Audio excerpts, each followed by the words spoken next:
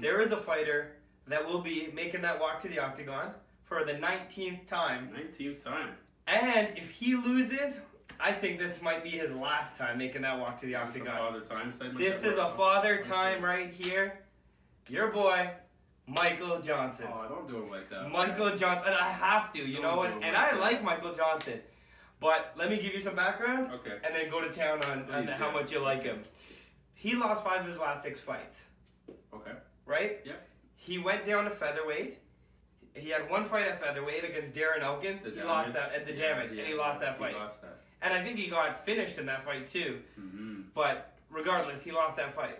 The other 4 losses there, I mean, they're against steeper competition. So you got like Nate Diaz, obviously Khabib. Mm-hmm. You got some big name guys in that list as well. Mm-hmm. Justin Gaethje Put a beating on him. Yeah, that was a classic one. So what do we do with him? So my question to you: if he loses this next fight against Andre Fili, okay, which is a winnable fight, do we have to cut him?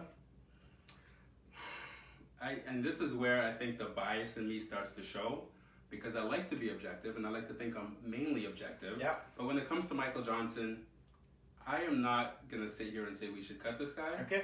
Because this guy is a phenomenal fighter. He brings Have it. I seen it in the last 3 fights?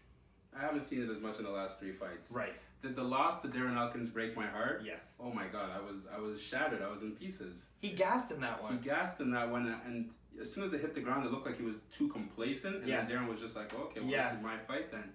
So anytime you see a fighter who's had moments like beating Dustin Poirier just like 5 fights ago, Right. like Tony Ferguson way back in the day in terms Yes. of impressive victories, I Yes. think he even has one over Barbosa. Yeah. Yeah. It just makes you say, well, how can we possibly be here right now? Yeah. And so I guess I'm in a bit of denial. I'm just not ready to let go of the Michael Johnson, because I still feel like he's still at the top of the lightweight division if he wanted to Yes. be, even though there's no evidence to showcase that. Listen, I'm kind of with you there, but I'm kind of against you. Mm-hmm. 3 words: Ill Will Brooks. Now this guy, Ill Will Brooks, who the white belts may or may not know, but he's doing his thing in PFL, so check him out. Okay. He came to the UFC, so much expectation. Mhm. He's a star, he's a prodigy. He lost quite a few, and now he's back down in the regional circuit, or I guess another promotion. Mm-hmm. I think the same thing can reinvigorate Michael Johnson's career. And at the end of the day, I mean, whatever league you're in, whether it's the NBA, the NFL, you want the cream of the crop there. You want the absolute best of the best. And if unfortunately you're not there, you gotta go to another promotion and then come back. All it'll do is validate the UFC.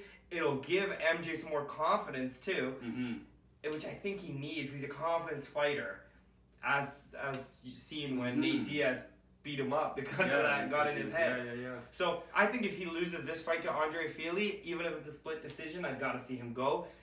Go to Bellator, go to PFL, go to ONE FC, just go and come back. I like that argument, okay, but I look at it as Michael Johnson is 32 years old. Yes. Not young, Yes. not old, No. but he's closer to that side of the hill, right? Right. So you're right. Maybe we're not going to see Michael Johnson capture UFC glory in terms of a lightweight belt, which was obviously the goal when he came into the UFC. Yeah. And a goal that all of us thought was realistic for him when he came into the UFC. Yeah. Now Great wrestler, great good hands. great hand speed. He's a dog. He loves the fight. You know what I mean? He brings the fight. Yes. And he almost got Gaethje out of there too, so he could have easily won that fight. Had that. Yeah. Even Khabib obviously didn't have him nearly.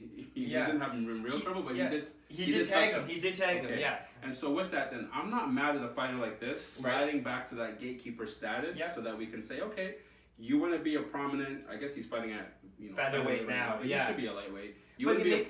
Zabit Magomed, Sherabov, give him the Yairs, give him the guys that you want to see if they're real. Andre Fili right now. Real, exactly. Then you get past Michael Johnson. Now you're a legitimate contender because you need a couple fighters in that wing as well. Yes. I just like watching Michael Johnson too much, and maybe it's selfish for me to say, okay, bye, go do something else. Right.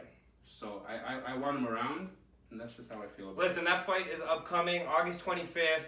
It's the next event. I think it's in Nebraska, headlined by Vic versus Gaethje. Well, it's a big fight. So watch that one, white belts. You know we'll do a recap. Hopefully MJ gets it done. It's a good fight too. Fili, Michael Johnson. It's a matchup that they both bring the fight. Mm-hmm. I'll be watching. He'll be watching. I'll be watching. Bouts.